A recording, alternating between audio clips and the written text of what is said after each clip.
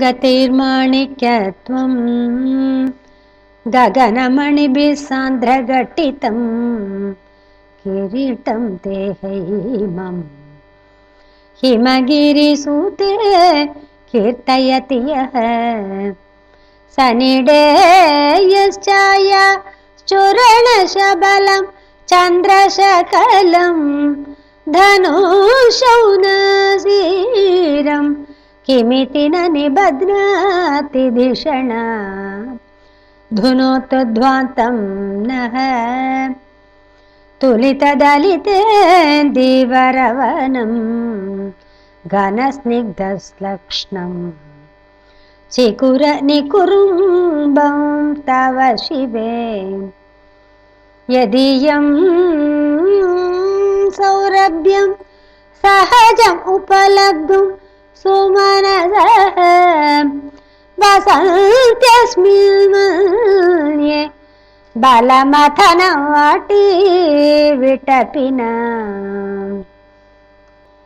तनोतु क्षेमं नः तव वदन सौन्दर्यलहरी परिवाहश्रोतः सरणिरिव सीमन्तसरणिः वहन्ती सिन्दूरं प्रबलकबरी भारतिमिर द्विषामृल्दैर्बन्धीकृतमिव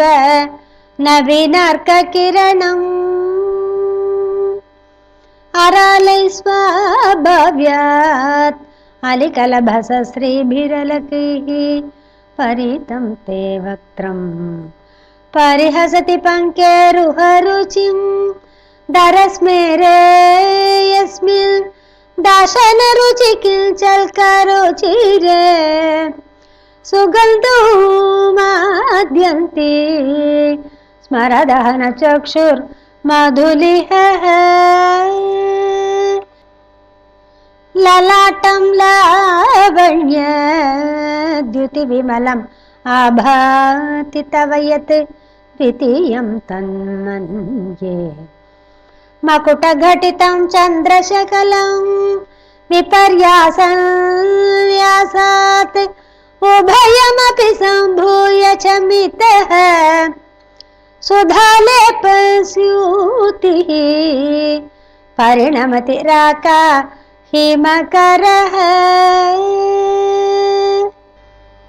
भ्रुवौ भुग्ने किञ्चित् भुवनभयभङ्गव्यसनिनी त्वदीये नेत्राभ्यां मधुकररुचिभ्यां धृतगुणं धनुर्मन्ये सव्येतरकरगृहीतं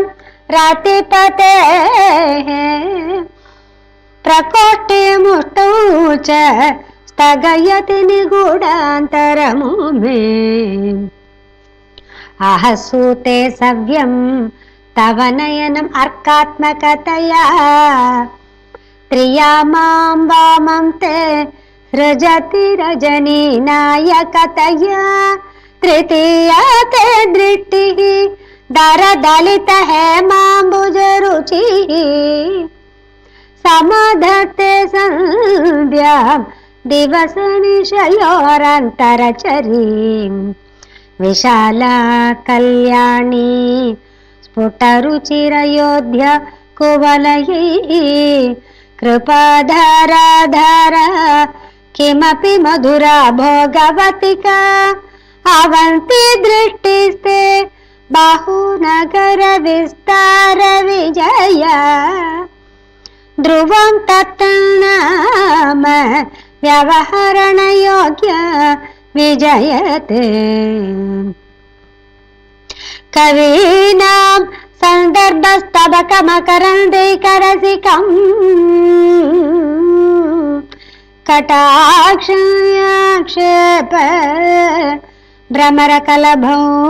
कर्णयुगलम् अमुञ्चन्तौ दृष्ट्वा तव नवरसास्वादतरलौ असूय संसर्गात् अलिकनयनं किञ्चिदरुणम् शिवे अदितरजने कुत्सनपरा सरोषा गङ्गायां गिरिशचरिते विस्मयवती हरहिभ्यो भीता सरसिरुह सौभाग्यजननी सखीषु स्मेराते मयि जननी दृष्टिसकरुणा गते कर्णाभ्यर्णं गरुत इव पक्ष्माणि ददति पुराम्बे तु चित्तप्रशमरसविद्रावणफले इमे नेत्रे गोत्रादरपति कुलोत्तम सकलिके तव कर्णकृष्ट स्मरशरविलासं कलयतः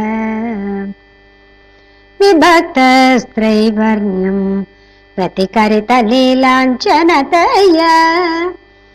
विभाति त्वन्नेत्र तृतीयमिदमीशानदयिते पुनः स्रष्टुं देवान् द्रोहिण हरिरुद्रान् उपरतान् रजसत्वं बिभ्रत् तम इति गुणानां त्रयमिव पवित्रीकर्तुं नः पशुपति पराधीन हृदये दयामित्री नेत्रीः अरुणधवल श्याम रुचिभिः न दशोनो गंगा तपन तनयेति ध्रुवममु त्रयाणां तीर्थानाम् उपनयसि संवेदमनघम् निमेषोन्मेषाभ्यां प्रलयमुदयं याति जगति तवेत्याहुः सन्तः धरणिधर राजन्यतनये त्वदुन्मेषजातं जगदिदम् अशेषं प्रलयतः परित्रातुं शङ्के परिहृत निमेषस्तव दृशः तवापर्णे कर्णे जपनयन पैशून्यचकित निलीयन्ते तोये नियतम् अनिमेषशफरिकाः इयं च श्रीबद्धच्छदपुटकवाटं कुवलयं जहाति प्रत्यूषे निशि च विघटय्य प्रविशति दृशद्रघीयस्य धरदलितनीलोत्पलरुच दवीयां संदीनं स्नपय कृपया मामपि शिवे अनेनायं धन्यो भवति न च ते हानिर्यत वने वा हर्म्ये वा समकर निपातो हिमकरः अरालं ते पलियुगळम् अगराजन्यतनये न केशाम् आधत्ते कुसुमशरकोदण्डकुतुकम् तिरश्चीनो यत्र श्रवणपथम् उल्लङ्घ्य विलसन् अपाङ्गव्यासङ्ग दिशति शरसन्धान धिषणाम् स्फुरद्घण्टाभोग प्रतिफलितताटङ्कयुगळम् चतुश्चक्रं मन्ये तव मुखमिदं मन्मथरथम् यमारुह्य द्रुह्यति अवनिरथम् अर्केन्दुचरणं महावीरो मारः प्रमथपतये सज्जितवते सरस्वत्या सूक्तिः अमृतलहरी कौशलहरिः पिबन्त्याः शर्वाणि श्रवणचुलुकाभ्यामविरलम् चमत्कारश्लाघा चलितशिरसः कुण्डलगणः झणत्कारैस्तारैः प्रतिवचनमाचट्टैव ते असौ नासावंशः तुहिनगिरिवंशध्वजपटी त्वदीयो निदीयः फलतु फलमस्माकमुचितम् वहत्यन्तर्मुक्ताः शिशिरकरनिश्वासगलितम् समृद्ध्यायतासां बहिरपि च मुक्तामणिधरः प्रकृत्या रक्तायाः तव सुदति दन्तश्छदरुचेः प्रवक्ष्ये सादृश्यं जनयतु फलं विद्रुमलता न बिम्बं तद्बिम्ब प्रतिफलनरागादरुणितं तुलामध्यारोढुं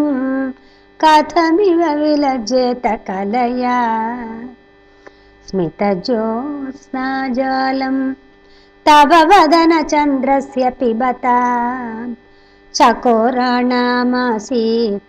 अतिरसतया चञ्चुजडिमा हतस्ते शीतांशोः अमृतलहरीम् आम्लरुचयः पिबन्ति स्वच्छन्दं निशि निशि भृशं काञ्चिकधिया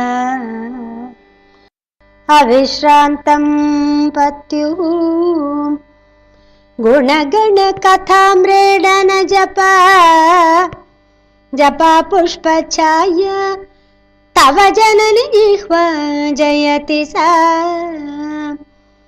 यदग्रासीनायाः स्फटिकदृशदच्छच्छविमयी सरस्वत्या मूर्तिः परिणमति माणिक्यवपुषा रणे जित्वा दैत्यान् अपहृतशिरस्त्रैः कवचिभिः निवृत्तैश्चण्डांश त्रिपुरहर निर्माल्य विमुखैः विशाखेन्द्रोपेन्द्रैः शशिविशदकर्पूरशकला विलीयन्ते मातः तव वदन ताम्बूलकबला विपञ्च्या गायन्ति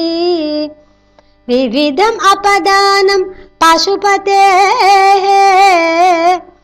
त्वयारब्धे वक्तुं चलितशिरसा साधु वचने तदीयैर्माधुर्यैः अपलपिततन्त्रीकलरवा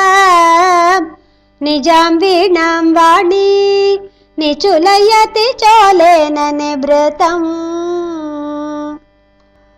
कराग्रेण स्पृष्टं तुहिनगिरिण वत्सलतया गिरीशेनोदस्तं मुहुरधरपानाकुलतया करग्राह्यं शम्भो मुकुरवृन्तं गिरिसुते कथं कारं ब्रूमः तव चुबुकमौपम्यरहितम् भुजाश्लेषान्नित्यं पुरदमयितु कण्टकवती तव ग्रीवाधते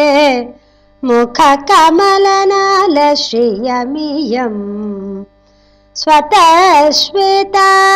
कालागरु बहुलजम्बाल मालिना मृणालीलालित्यं वहति यदधोहारलतिका गले रेखास्तिस्रः गतिगमकगीतैकनिपुणे विवाहव्यानद्ध प्रगुणगुणसंख्या प्रतिभुवः विराजन्ते नानाविध मधुररागाकरभुवां त्रयाणां ग्रामाणां स्थितिनियमसीमानैव ते मृणाली मृद्वीनां तव भुजलतानां च तसृणां चतुर्भिः सौन्दर्यं सरसिजभवस्तौति वदनैः नखेभ्यः सन्त्रस्यं प्रथममतनात् अन्तकरिपाः चतुर्णां शीर्षाणां सममभयहस्तार्पणधिया नखानामुद्योतैः नवनलिनरागं विहसतां कराणां ते कान्तिं कथयामः कथमु मे कयाचिद्वा साम्यं भजतु कलया हन्तकमलं यदि क्रीडल्लक्ष्मी चरणतललाक्षारसचणम् समं देवी स्कन्द द्विपवदनपीतं स्तनयुगं तवेदं न खेदं हरतु सततं प्रस्नुतमुखं यदालोक्या शङ्काकुलितहृदयो हासजनकः स्वकुम्भो हेरम्बः परिमृशति हस्तेन जडिति अमूते नक्षोजौ अमृतरसमाणिक्यकुतुपौ न सन्देहस्पन्दः नगपतिपताके मनसि नः पिबन्तौ तौ स्मात् अविदितवधूसङ्गरसिकौ कुमारौ अद्यापि द्विरदवदनक्रौञ्चदलनौ वहत्यम्बस्तम्बेरम तनुजकुम्भप्रकृतिभिः समारब्धां मुक्तामणिभिः अमलां हारलतिकां कुचभोगो बिम्बाधर रुचिभिरन्तशबलितां प्रतापमिश्रां पुरदमयितु कीर्तिमिव ते तवस्तन्ये धरणिधर कन्ये हृदयतः पयः पारावारः परिवहति सरस्वतमिव दयावत्या दत्तं द्रविड शिशुरास्वाद्यतवयते कविनां प्रौढानाम् अजनिकमनीय कवयिताम्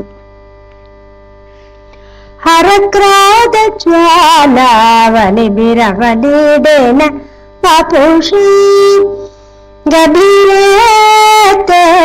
गभीरेतेनाभिसरसि कृतसङ्गो मनसि च समुत्तस्तौ तस्मात् अचलतनये धूमलतिका जनस्तां जानीते तव जननि रोमावलिरिति यदेतत्कालिन्दी तनुतर तरङ्गाकृतिशिखी कृषिमध्ये किञ्चित् जननि तव यद्भाति सुधियां निमर्दादन्योन्यो कुचकलशयारान्तरगतं तमभूतं व्योम प्रविशति वनाभिं कुहरिणी स्थिरो गङ्गावर्तः स्तनमुकुलरोमावलिलता कलावालं कुण्डं कुसुमशरतेजो हुतभुजः रतेर्लीलागारं किमपि तव नाभिर्गिरिसुते नीलद्वारं सिद्धे गिरिशनयनानां विजयते निसर्गक्षीणस्य स्तनतटभरेण क्लमजुषः नमन्मूर्तेर्नारीतिलक शनकैस्तृट्यत इव चिरं ते मध्यस्य त्रुटिततटिनी तीरतरुणा समावस्थास्ते नः भवतु कुशलं शैलतनये कुचौ सद्यस्विद्यत् तटघटितकूर्पासभिदुरौ कषन्तौ दोर्मूले कनककलशाभो कलयता तव त्रातुं भङ्गात् अलमिति वलग्नं तनुभुवा त्रिधानदं देवी त्रिवलि लवली वल्लिभिरिव गुरुत्वं विस्तारं क्षितिधरपतिः पार्वती निजात् नितम्बादाच्छिद्य त्वयि हरणरूपेण निदधे अतस्ते विस्तीर्णः कुरुरयम् अशेषां वसुमतीं नितम्बप्राग्भारः स्थगयति लघुत्वं नयति च करीन्द्राणां शुण्डान् कनककदली काण्डपटली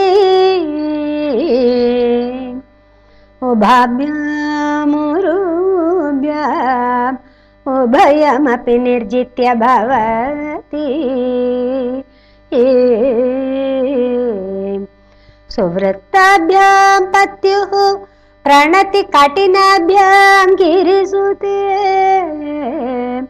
विधिज्ञे जानुभ्यां विबुध करिकुम्भद्वयमसि पराजेतुं रुद्रं द्विगुणशरगर्भो गिरिसुते निषङ्गो जङ्गेते विषमविशिखो बाडमकृत यदग्रे दृश्यन्ते दशशरफलाः पादयुगली नखाग्रच्छद्मानः सुरमकुटशाणैकनिशिता श्रुतीनां मूर्धनः दधति तव यौ शेखरतया ममाप्येतो मातः शिरसि दयया देहि चरणौ ययोः पाद्यौ पातः पशुपतिजटाजूटतटिनी ययोर्लक्षलक्ष्मीः अरुणहरिचूडामणि रुचिः नमो वाकं ब्रूमः नयनरमणीयाय पदयोः तवास्मै द्वन्द्वाय स्फुटरुचिरसालक्तकवते असूयत्यत्यन्तं यदभिहननाय स्पृहयते पशूनामीशानः प्रमदवनकङ्केलितरवे मृषा कृत्वा गोत्रस्खलनम् अथ वैलक्ष्यनमितं ललाटे भर्तारं चरणकमले ताडयति ते चिरादन्तशल्यं दहनकृतम् उन्मूलितवता तुलाकोटिक्वाणैः किलिकिलितमीशानरिपुणा हिमानि हन्तव्यं हिमगिरिनिवासैकचतुरौ निशायां निद्राणं निशिचरमभागे च विशदौ वरं लक्ष्मीपात्रं श्रियम् अतिसृजन्तौ समयिनां सरोजं त्वत्पादौ जननि जयतश्चित्रमिह किम् पादं ते कीर्तीनां प्रपदमपदं देवि विपदां कथं नीतं सद्भिः कठिनकमटी कर्परतुलां कथं वा बाहुभ्याम् उपयमनकाले पुरभिरा यदा दायन्यस्तं दृशति दयमानेन मनसा नखैर्नाकस्त्रीणां करकमलसङ्कोचशशिभिः तरुणां दिव्यानां हसतैव ते चण्डीचरणौ फलानि स्वस्तेभ्यः किसलयकराग्रेण ददतां दरिद्रेभ्यो भद्रां श्रियम् अनिशमह्नाय ददतौ ददाने दीनेभ्यः श्रियम् अनिशम् आशानुसदृशीम् आमन्तं सौन्दर्य प्रकरमकरन्दं विकिरति तवास्मिन् मन्दारस्तबकसुभगे यातु चरणे निमज्जन्मजीवः करणचरणषट्चरणताम् पदन्यासक्रीडा परिचयमिव आरब्धुमनसः स्खलन्तस्ते खेलं भवनकलहं स न जहति अतस्तेषां शिक्षां सुभगमणिमञ्जीररणितश्चलाद चक्षाणं चरणकमलं चारुचरिते गतास्ते मञ्चत्वं द्रुहिण हरिरुद्रेश्वरभृतः शिवस्वच्छाया घटितकपटप्रच्छदपटः त्वदीयानाभासां प्रतिफलनरागारुणतया शरीरे शृङ्गारः रस इव दृशां दोग्धिकुतुकम् अरालकेशेषु प्रकृतिसरला मन्दहसिते शिरीषाभाचित्ते दृशदुपलशोभा कुचतटे वृषं तन्वी मध्ये पृथुरसिजारोह विषये जगत्रातुं शम्भोः जयति करुणा काचिदरुणा कलङ्कः कस्तूरी रजनिकरबिम्बं जलमयं कलाभिः कर्पूरैः मरकतकरण्डं निबिडितम् अतस्त्वद्भोगेन प्रतिदिनमिदं रिक्तकुहरं विधिर्भूयो भूयो निबिडयति नूनं तव कृते पुरारातेरन्तः पुरमसि ततस्त्वच्चरणयोः सपर्या मर्यादा तरलकरणानाम् असुलभ ततः ह्येते नीताः शतमखमुखा सिद्धिमतुलं तव द्वारोपान्त स्थितिभिरणिमाध्याभिरमराः कलत्रं विधात्रं कति कति भजन्ते न कवयः श्रियो देव्याः को वा न भवति पतिः कैरपि धनैः महादेवं हित्वा तव सति सति नाम चरमे कुचाभ्यामासङ्गः कुरवकतरोरप्यसुलभः गिरामाहुर्देवीं द्रुहिणगृहिणीम् आगमविदः हरे पत्नीं पद्मां हरसहचरीं अद्रितनया तुरीया कापि त्वं दुरधिगमनिसि मम महिमा महामाया विश्वं भ्रमयसि परब्रह्म महिषी कदा काले मातः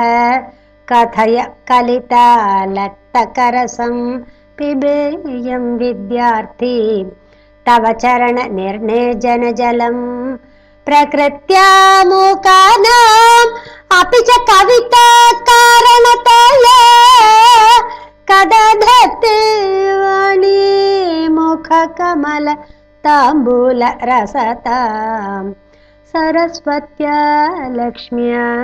विधिहरिसपत्नो विहरते रतेः पातिव्रत्यं शिथिलयति रम्येण वपुषा चिरं जीवन्नेव क्षपित पशुपाशव्यतिकरः परानन्दाभिख्यं रसयति रसं